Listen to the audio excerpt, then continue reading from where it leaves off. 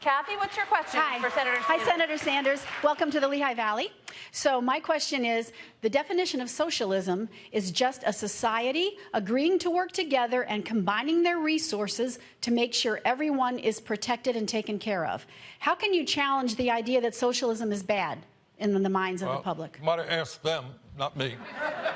But is this going to be a constant thing? No. No, it will not. All right. All right. You ask me fair questions, I will give you fair answers. Thank you, sir. That's the deal. And you know, not everybody thought that I should come on this show. And we appreciate it. All right.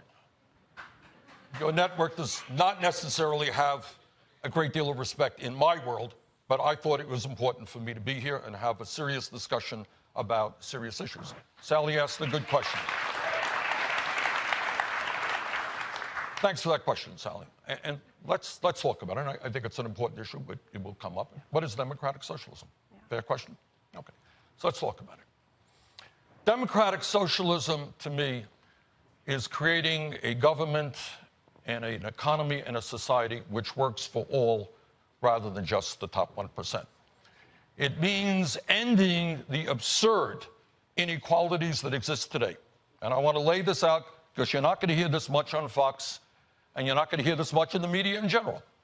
And the American people have got to conclude whether we think it is appropriate and what America is about to have 3 families owning more wealth than the bottom half of the American society, 160 million people. Whether it's appropriate for the top 1% to own more wealth than the bottom 92%.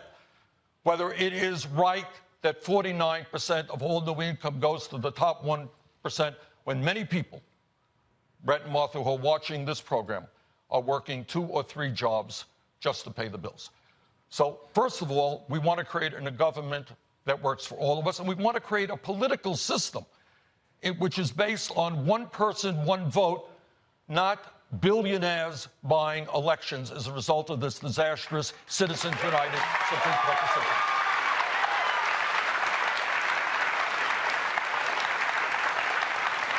And furthermore, when I talk, and you know, people have different views of capitalism or democratic socialism, whatever it may be, but this is my view.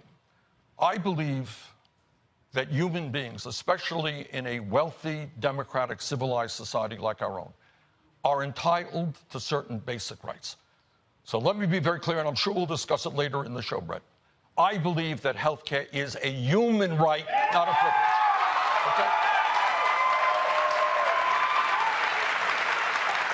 And I believe that there is something embarrassingly wrong when the United States of America is the only major country on earth not to guarantee health care to all people. I live 50 miles from the Canadian border. We're going to get in detail.